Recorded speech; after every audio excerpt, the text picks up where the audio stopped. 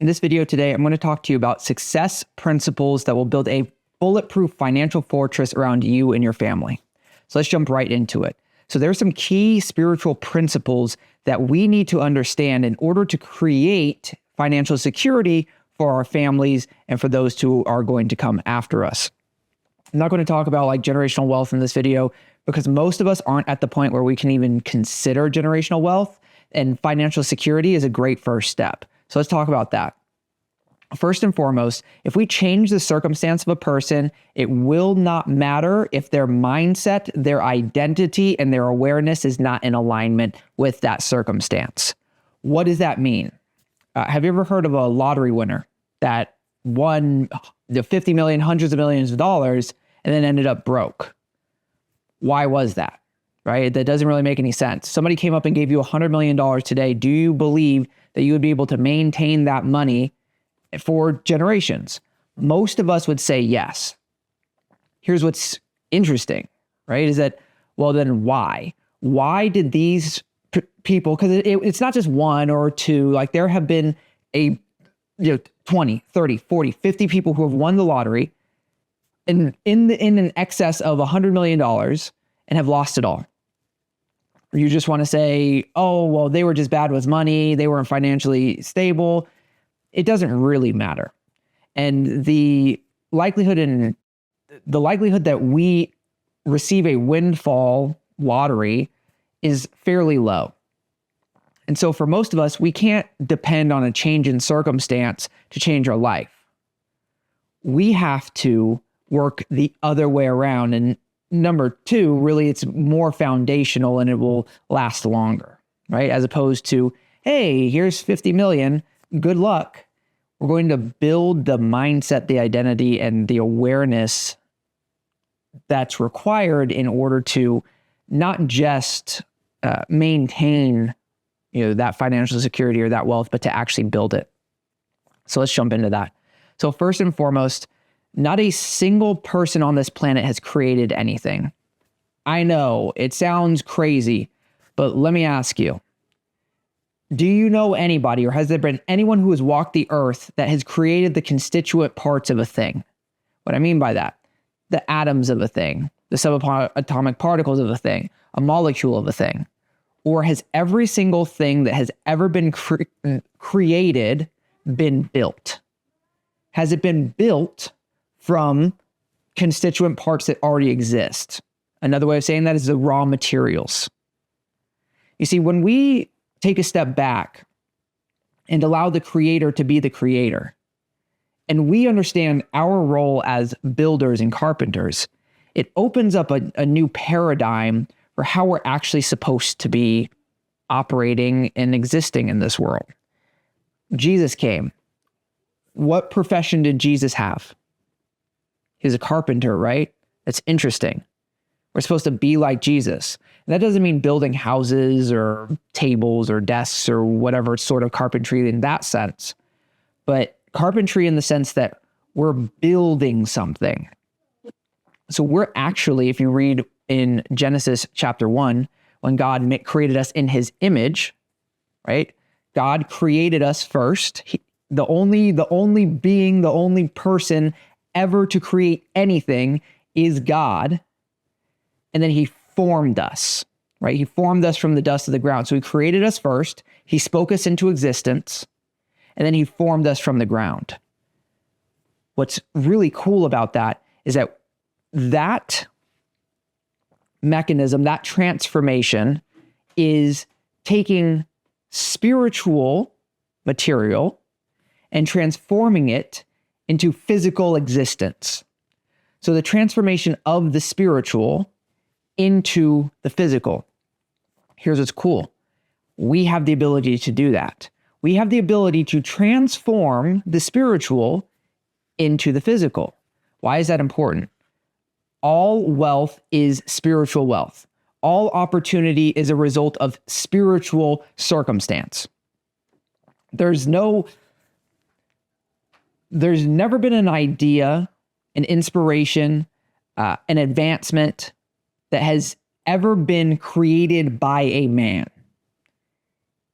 We have only taken the creativity that is within us and put together, it's like a carpenter, right? Put together the raw materials of ideas, of opportunities, of inspirations, and figured out a way to transform this immaterial idea into a material reality, rather, a material existence. And we're able to share it across the world. We are builders, we are not creators.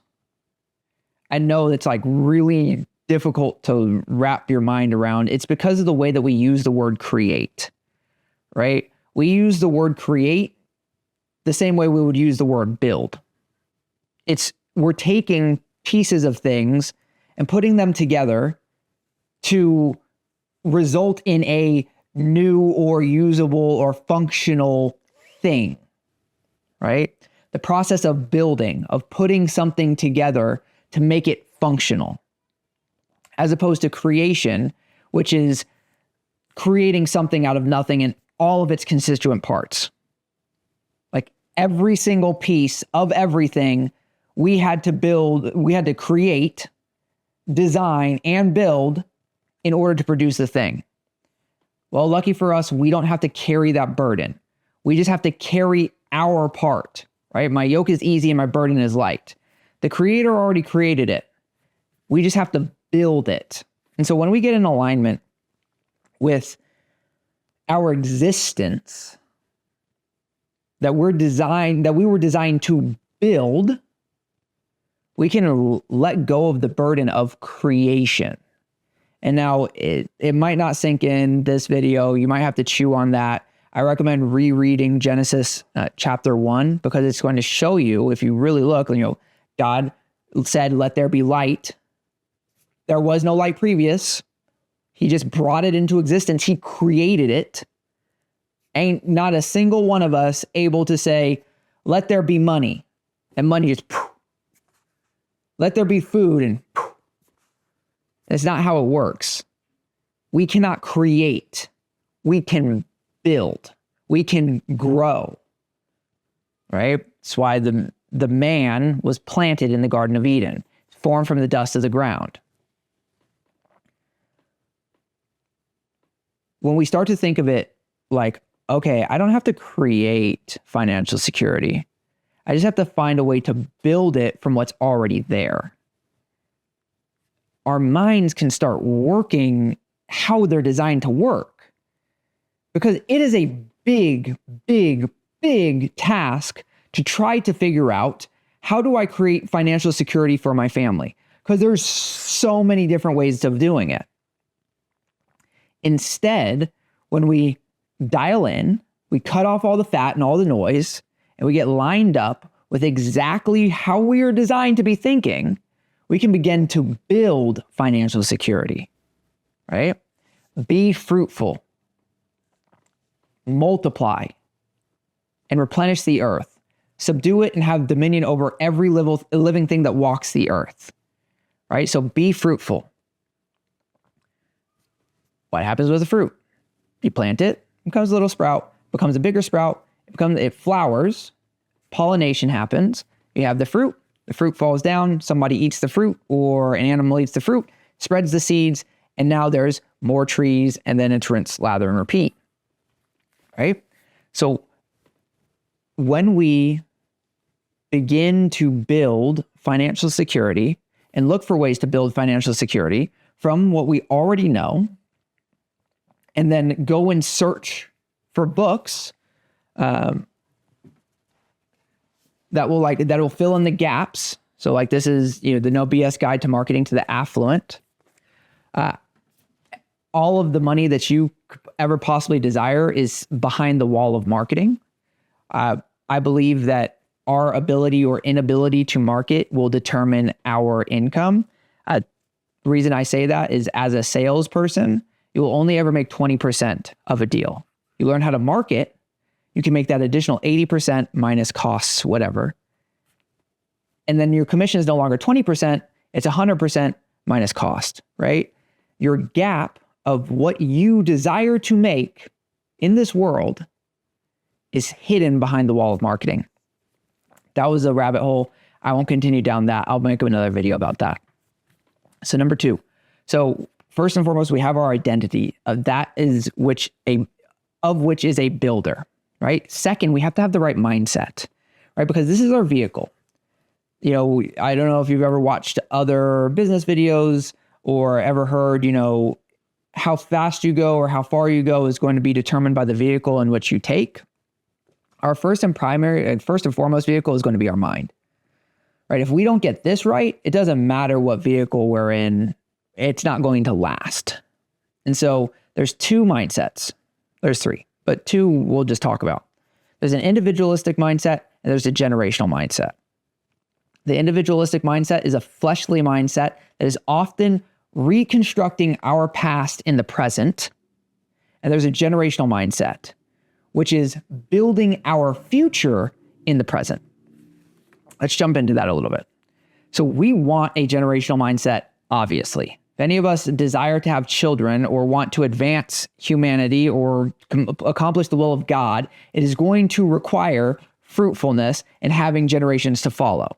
Those who only think about right now shouldn't really have a say about the direction of our future, because there is no future for them. A generational mindset. Okay, so let's talk about the present, right? Let's talk about time a little bit. The future, the present, and the past happen almost simultaneously. The future doesn't exist.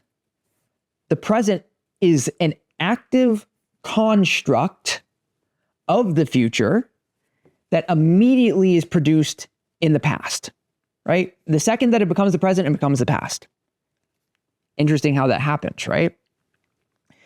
When we understand that past, present, and future are happening almost simultaneously, we can begin to understand that our present moment is determined by the amount of awareness that we carry, or our capacity for awareness. Let me give you an example. Have you ever met somebody, you're talking with them, and you could swear they were a bot? Like they weren't actually there. Like they were alive and they were living and they were conscious, but they weren't there. The lights weren't on. This is lack of awareness, right? The lack of self-awareness. You can see it in people. It's not like some imaginary construct. You have met people like this. So their capacity, their awareness is very, very small. Whereas if you consider someone like Jesus, for example, awareness was nigh unlimited because of his relationship with the Father. The greater our awareness, the closer we're going to be to the truth. And I just won't go. The more awareness you have, the more awareness of God that you have, and then all of the additional benefits that come along with that as well. And so when we start looking at the past, present, and future as tools, as opposed to these abstract concepts of time, our life can start to change rapidly. Why? If the future doesn't exist, there's nothing to be anxious about. Can you guarantee what is going to happen in the future? Absolutely not. As a matter of fact, you can see the future. If I want to walk out the door, I can see myself, well, I'm going to take the next step, next step, next step. Here's the problem. I could take one step, have a heart attack, and die. Did I foresee that? Did I foresee the future? No, of course I didn't. And so when we understand that, we can start to craft the future of, in this case, financial security. Like, what does a protected place of pleasure and peace look like? And then design that. Unfortunately, I can't create images in my head. I know. I didn't know that 96% of the planet can do that. I guess it's called aphantasia or something like that. I can't do images in my head. For the rest of you who are normal, I guess, you can imagine what it would look like to have a life that is both financially secure and full of pleasure. And let me define pleasure. Going on trips, enjoying your time with your family, going to eat where you want, going to go do the activities that you want, pleasurable activities. Not talking about the other type of pleasure, though if you're married, go forth and do good things. The like not the hedonistic pleasure, like just wholesome pleasure, right? What was Eden?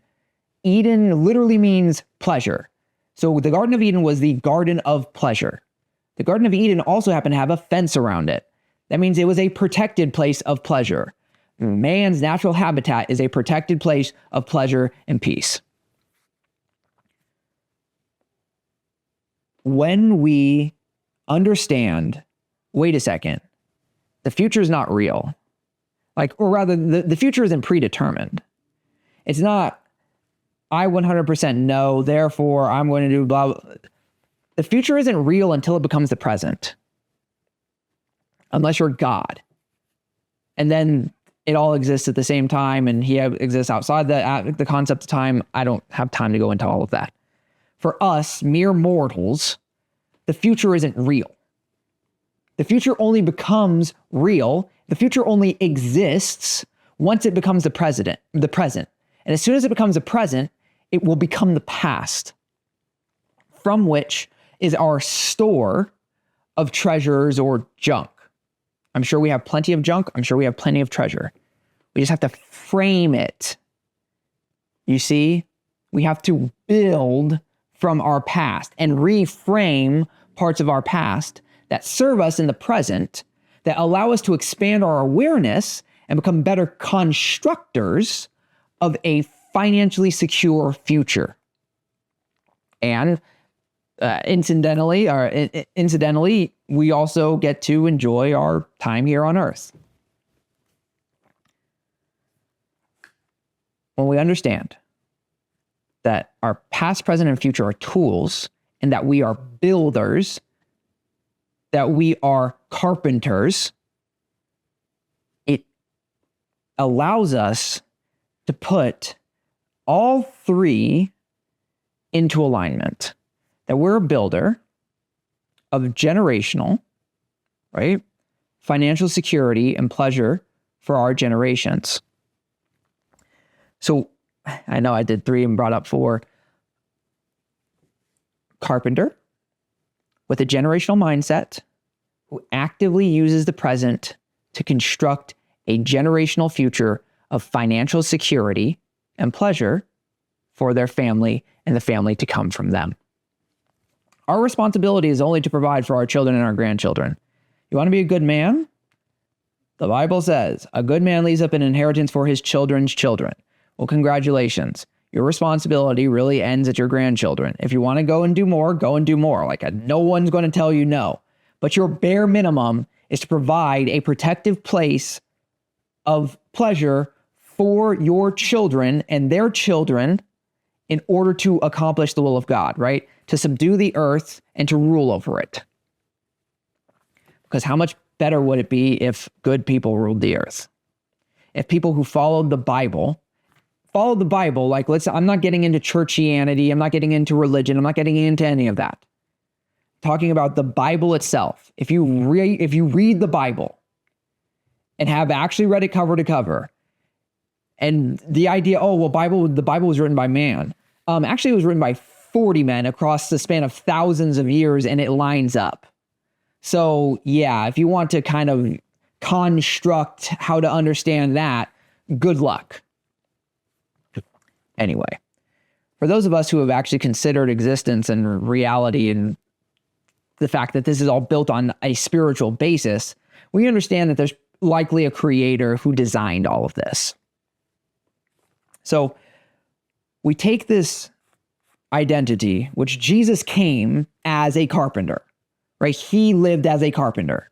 He constructed, right? He constructed the present for the will of God, 100%, from birth to death.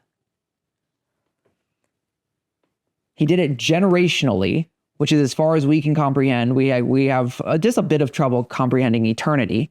So the closest that we can think of is generationally.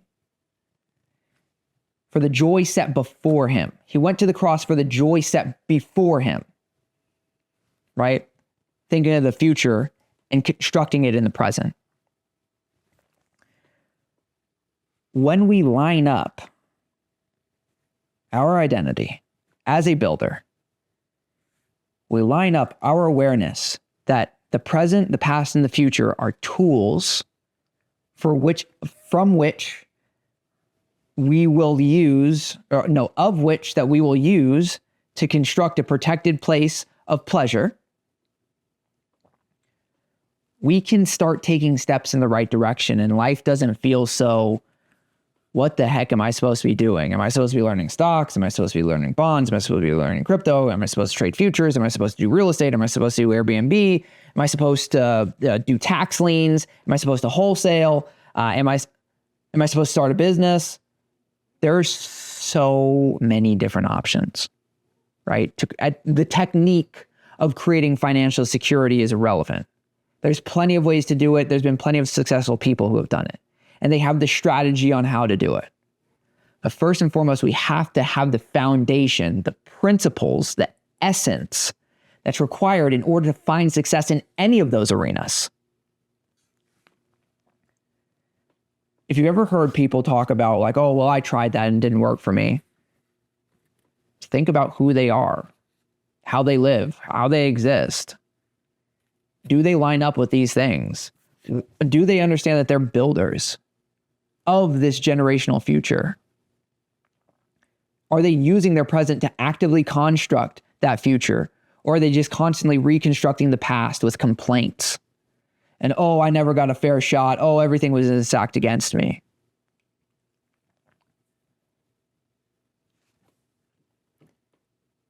When we start to build toward this generational future, we'll complete steps 1 and step 2. Be fruitful and multiply. Then we can go into step 3 of the replenishing, which is accomplishing the will of God for your life and for your generations, right? Paving the way to allow them the ability to. Then we'll subdue the earth, and then we'll rule over it. When we can accomplish financial security for our families and to multiply that for our children and their children, congratulations, you've won. And now you can start going off and doing all sorts of crazy things, because it's the parable of the 5 talents at that point. You've been serving over little. Now I'm going to make you ruler over much. I pray that this blessed you. Understand that you are a builder, that we need a generational mindset and the awareness that the present is just a tool to construct this future, and that we can reframe the past to serve us now and in the future. You are going to win at the highest level, and you are going to create that financial security for you and your family. I pray that you're blessed. I pray that your riches are abundant, your wealth is multiplied, and your prosperity is generational. I look forward to seeing you on the next video. Bye for now. Oh, and if you did like this video, please share it with somebody, like it, comment, and I will link another video somewhere around here in the direction of marketing and learning AI, so that you have an additional skill set on your toward financial security. I appreciate you. I look forward to seeing you on the next one. Bye for now.